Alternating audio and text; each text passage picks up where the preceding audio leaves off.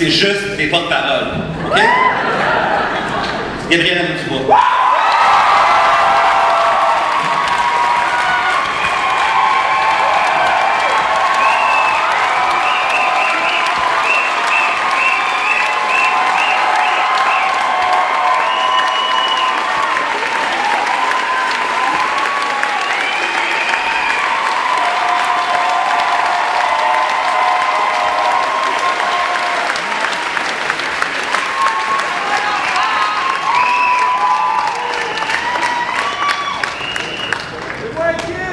Bonsoir tout le monde.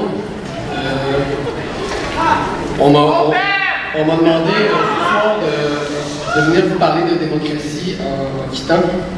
Et puis, j'étais supposé parler de démocratie, mais je vais parler de son inverse. Je vais parler de corruption. Dans les dernières années, dans les derniers mois, en fait, même dans les derniers jours au Québec, on a beaucoup parlé de corruption. D'ailleurs, ça va probablement être un des thèmes importants de la prochaine campagne électorale. Lorsqu'on parle de corruption au Québec, c'est toujours à peu près de la même manière. On nous parle d'enveloppe brune, on nous parle d'entrepreneurs louches, on nous parle de politiciens malhonnêtes, on nous parle de pots de vin, de poignées de main, d'appels d'offres, de contrats, mais jamais, on ne grand jamais, on pose une question pourtant si simple. Pourquoi y a-t-il de la corruption? Pourquoi y a-t-il de la corruption plus que jamais, surtout? Pourquoi y a-t-il de plus en plus de corruption? À entendre les experts, les journalistes, ceux qui se font appeler les analystes, on a l'impression qu'il suffirait de remplacer le personnel des ministères, par exemple, ou de renouveler les élus à l'Assemblée nationale pour qu'il n'y ait plus de problème de corruption. Si on attrapait tous les corrompus, il n'y aurait plus de corruption. Ça me semble être une explication plutôt superficielle, et ça me semble en fait être une explication tout à fait insuffisante. Ce qu'on appelle corruption, donc le petit détournement de fonds, le copinage, ça me semble être en fait que la face visible, je dirais, d'une autre corruption, de la vraie corruption, celle dont on ne parle pas. Parce que ce qui est unique dans la situation actuelle du Québec, c'est pas que certaines personnes qui ont des postes de pouvoir veulent se servir de ces postes-là pour leurs propres intérêts ou pour les intérêts de leurs amis. C'est quelque chose ça, qui existe depuis le début probablement de l'État lui-même. D'où l'insuffisance, je crois, de cette explication-là de la corruption, c'est-à-dire qu'il dit si on met en prison tous les fonctionnaires corrompus, tous les élus intéressés, tous les entrepreneurs véreux, bien, il n'y aura plus de corruption. Il y aurait autant de corruption, je crois, parce que ce sont les institutions actuelles elles-mêmes qui génèrent la corruption. La corruption, ce n'est pas le fruit du hasard.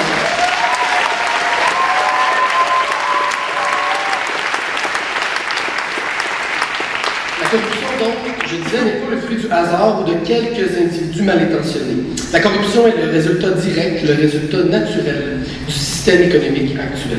Voilà ce qui arrive, en fait. La corruption, c'est un résultat. Voilà ce qui arrive lorsqu'on soumet une société au complet au dictat de l'économie, lorsque l'économie s'érige comme seul critère permettant de juger nos choix collectifs. La corruption, c'est le résultat nécessaire d'institutions rongées de l'intérieur par l'économie. Dans une société où la recherche du profit est en voie de devenir la seule valeur partagée, le bien commun n'a plus aucun sens. Dans une société où le bien commun n'a plus aucun sens, eh bien, ce sont les institutions elles-mêmes qui oublient leur sens propre. Lorsque les institutions se vident de leur sens, elles deviennent, on pourrait dire, disponibles. Elles deviennent disponibles aux intérêts qui l'entourent et qui ont vite fait de mettre la main dessus. Et rapidement, on voit les requins arriver de partout. C'est ce qui arrive avec nos écoles. Rongées par la privatisation, elles ont, pourrait-on dire, perdu le nord. À partir du moment où on évacue totalement la mission fondamentale de notre système d'éducation, ces institutions d'éducation, donc, deviennent disponibles au marché. Ainsi, les recteurs ne savent plus, au fond, vraiment ce qu'ils font comme recteurs, comme rectrices. Ils deviennent, disons, le seul réflexe qui leur reste devant la perte de sens de l'institution universitaire. J'ai perdu le fil. Je suis stressé, c'est mon dernier, je suis désolé.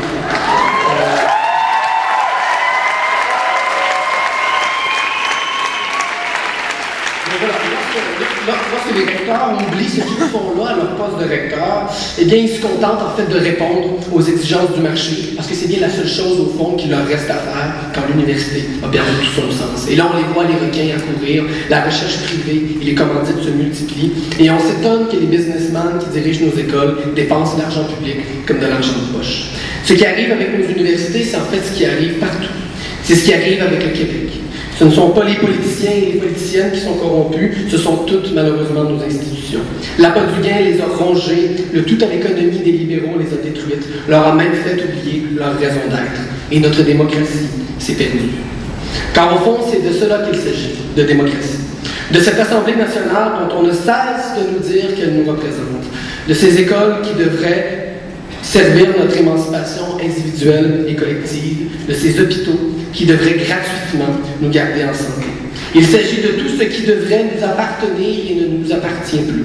On appelle ça un vol, on appelle ça un hold-up. C'est un hold-up et nous connaissons le coupable de ce vol. Il n'a pas de visage, il n'a pas d'emploi, ce n'est pas un homme, ce n'est pas une femme, c'est une structure, c'est une vision du monde, c'est une idée et une réalité à la fois. C'est un système économique et il porte un nom, le capitalisme.